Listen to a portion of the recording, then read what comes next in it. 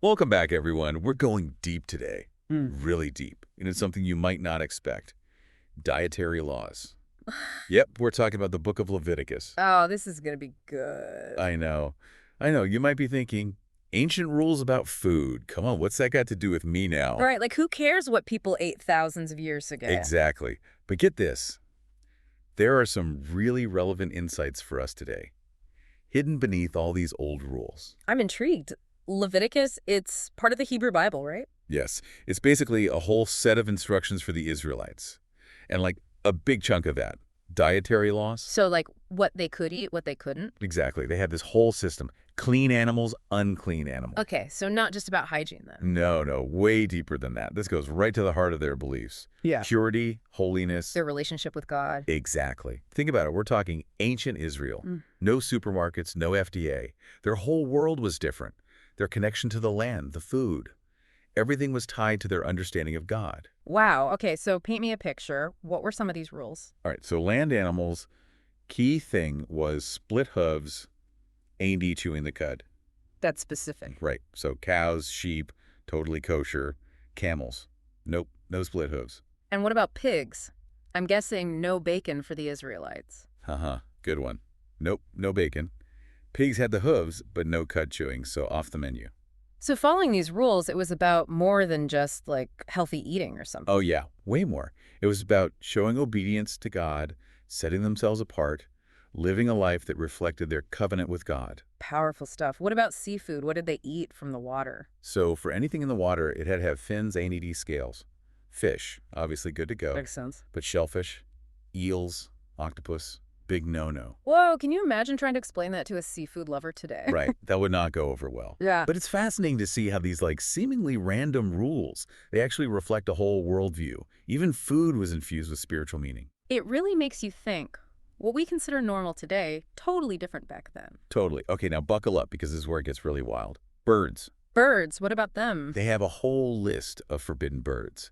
Eagles, vultures, owls, even bats get lumped in. Bats with birds. That's interesting. Right. So what do all these creatures have in common?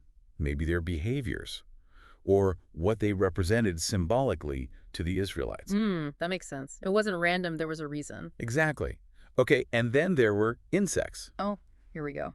Most were off the menu, but they had some exceptions, like, get this, locusts, crickets, grasshoppers. Wait, they ate bugs.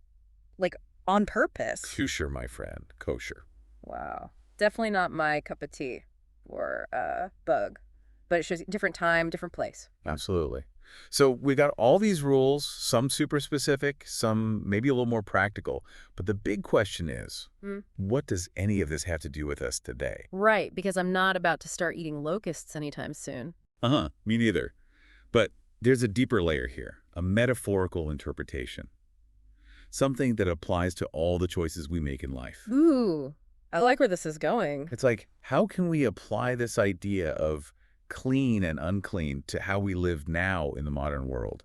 Not just what we eat, but what we let into our lives. Exactly. What we consume metaphorically. What do we want to keep out? Now, that is a thought-provoking question. It's like creating our own, do not consume list for life. I love that. So Yeah. how can we actually, put these ancient ideas into practice? Well, okay, first thing that pops into my head, mindful eating.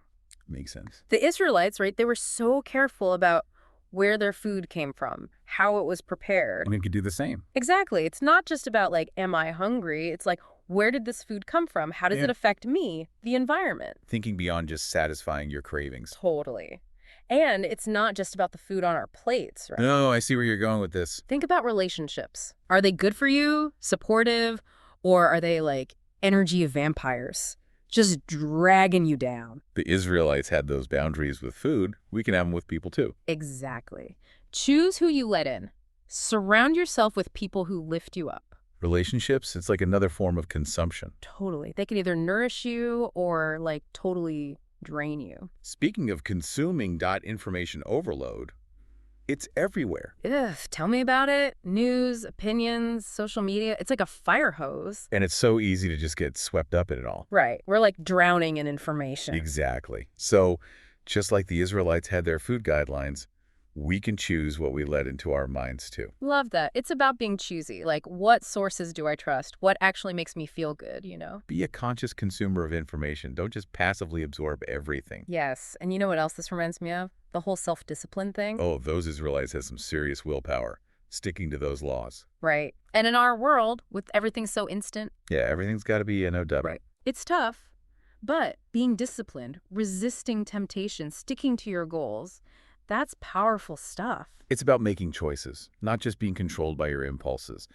And you know what? This whole clean and unclean idea, it makes me think about identity. Ooh, interesting. How so? Well, for the Israelites, those food laws, they were part of what set them apart, showed who they were. Right, like a symbol of their covenant with God. Exactly. And it makes you think, what defines us today? What are our values? What sets us apart? It's like we're all creating our own personal clean and unclean lists for life, right? Totally. What do Yeah. we stand for?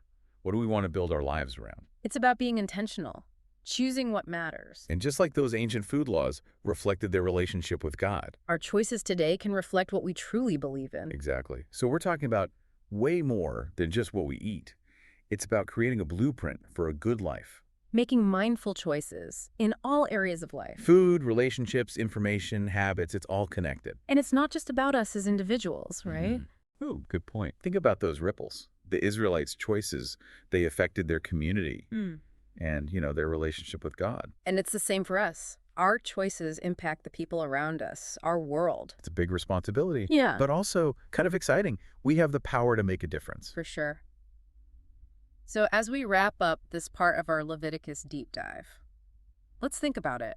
What are those clean and unclean things in your own life? What do you want to bring in?